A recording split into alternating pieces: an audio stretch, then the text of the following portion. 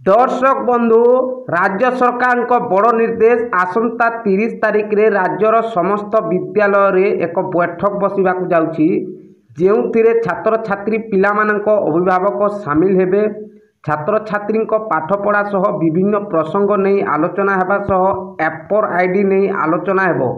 राज्य सरकार अभिभावक मानक ठारू सम्मति पाइबा परे ऑटोमेटेड स्थायी एकाडेमिक अकाउंट रजिस्ट्री एपर आईडी प्रस्तुत करिवे।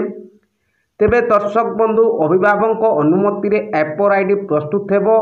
एही आईडी रे डिजिटाली समस्त सर्टिफिकेट रखि पारिबे छात्र छात्री। केंद्र सरकार को निर्देशावली अनुसार एही परिचय पत्र प्रस्तुत करा दिबो। तेबे दर्शक बंधु प्रश्न उठुथिबो जे एपर आईडी कोन आसंतु जानि नेबा। एपर आईडी हेउची ऑटोमेटेड स्थायी एकाडेमिक अकाउंट रजिस्ट्री बाय स्वयंचालित स्थायी एकाडेमिक अकाउंट रजिस्ट्री जहाँ केंद्र सरकार द्वारा आरंभ एक देश एक छात्र आईडी।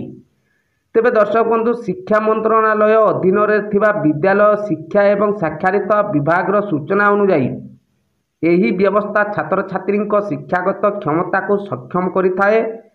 तेबे ड्रॉप आउट हार ह्रास करिबारे एवं स्कूल बाहर पिलामानक ट्रैकिंग रे सहाय्य करिवो एही एपर आईडी बोली कुआ जाउछि।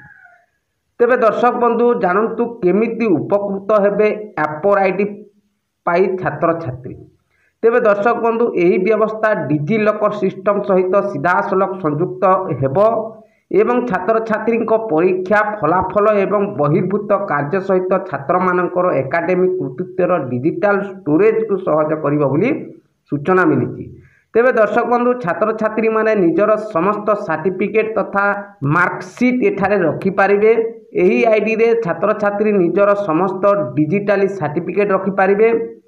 तेबे दर्शक बंधु सूचना अनुसार एपर आईडी नहीं अभिभावक सर्वसम्मति मिलिबा परे विद्यालयर प्रधान शिक्षक माने पितामाता सम्मति पत्र संग्रह करी याकू सरकार निकट को पठै पारिबे। तेबे दर्शक बंधु नूतन जातीय शिक्षा नीति 2020 सहित समांतराल भावे केंद्र द्वारा आरंभ होइथिबा एक देश एक छात्र आईडी कार्यक्रम रे एपर आईडी प्रस्तुत हेबो। तेबे दर्शक बंधु समस्त आम जेते भी भारतर समस्त विद्यालय रे बसिबा जाउछि आसंता 30 तारिख रे बैठक।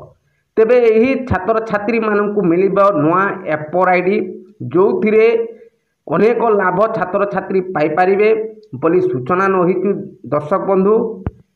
तेबे दर्शक बंधु ए थिला छात्र छात्री को पई एपर आईडी मिलिबा सूचना।